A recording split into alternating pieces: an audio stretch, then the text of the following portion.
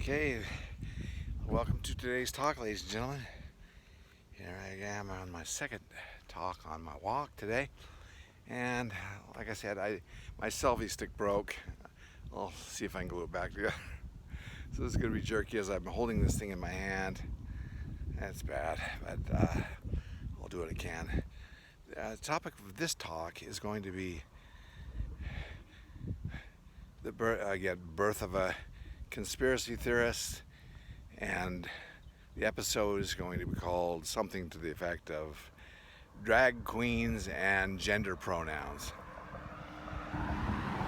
Okay, if this is if this is not a coordinated effort, I mean,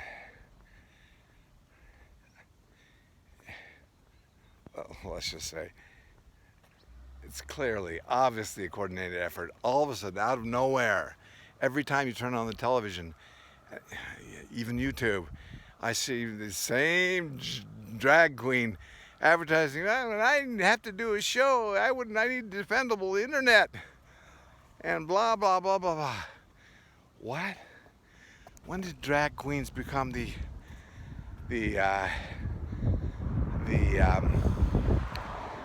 vehicle of choice to sell your product? And then drag queen shows at elementaries, and then drag queen shows at city council meetings, and drag queen shows it here and there. It's like it just came out of nowhere, and now it's everywhere in our society. It's the strangest thing. If this is not coordinated effort, coordinated activity by someone, it'd be a shocker. And it's the strangest thing. But I used to be a flight attendant, and one day I was flying with this guy. He was actually a kind of nice guy, but he, come to find out, in his nightlife, he's a drag queen that does Britney Spears impersonations, and I guess gets invited to places and does it for money. It's the strangest thing. It's like, this was like a couple years ago. I had this conversation with him, and we had some interesting conversations on the airplane. But that was like 2 years ago, and that was, the first time I even heard the word drag queen for a long time. Drag queen this, and then all of a sudden, it's everywhere on the internet. It was like a coordinated effort. Drag queen this, drag queen that, and you're on the White House lawn on Pride Day or week. It's just, to me, it's just total insanity, and it's coordinated effort by somebody. And then also gender pronouns. What happened? What happened? This is obviously another coordinated effort. A while ago, when I was still working as a flight attendant, again, it's like the first story I've ever heard, the first person I've ever, a flight attendant I was flying with, a nice guy. He started telling me that his daughter thinks he's a boy. His daughter thinks she is a boy, and insists, and he refused to call her. I handed to him. He was saying, okay, you do what you want with your fantasy, but at home, you're my son, and I'm going to call you this, or whatever the name was, I don't know. But this gender-affirming care, and cutting off your genitals, cutting off your breasts, where did this come from? It came out of nowhere. And now, all of a sudden, that's all you hear about. Bud Light and this and now, this Leoton or whatever that person's name is, the swimmer, the guy who is knocking off all the women's swimming records, and he thinks he's a great athlete because come on now. This is total insanity, and we're losing our collective mind, okay? I have all the compassion for these children in the world who are confused and have been duped by this philosophy that has been fed to them by their teachers, or okay, the source of this is not a good place. I have all the compassion in the world for these individuals that get caught in this, but it's insanity, right? And and then the government, Joe Biden's Department of Inclusion and something, equity. And the most important thing, now I heard the other day that, is it American Airlines?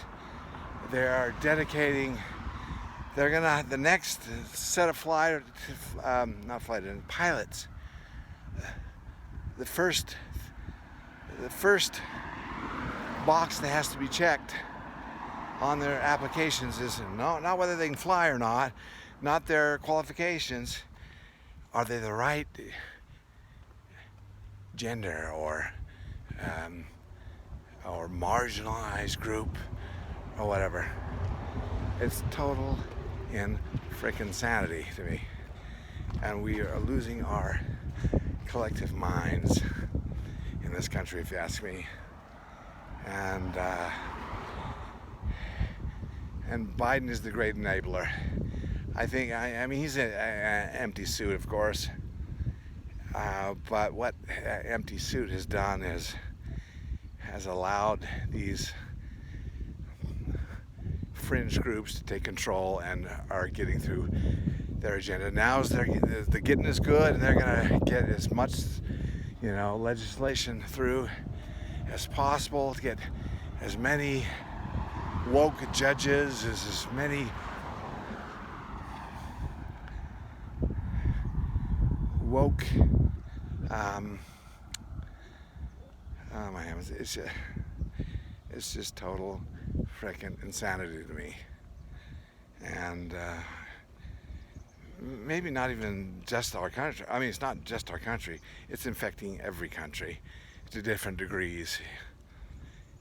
Japan has been I think it's even getting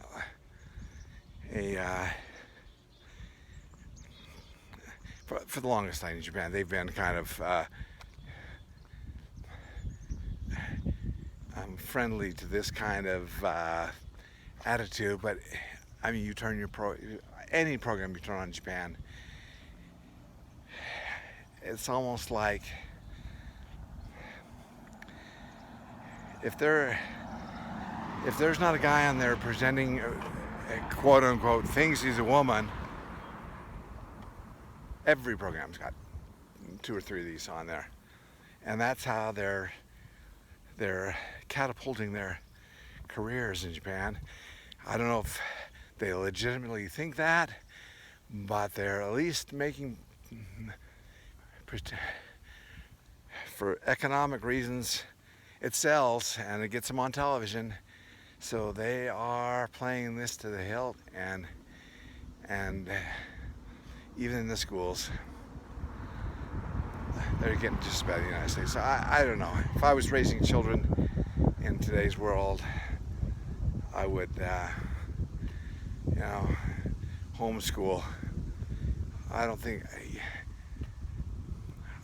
there's any safe place in America or in the world to educate your kids except in your own home. But that's just me. The world is going absolutely nuts. And if this gets posted, if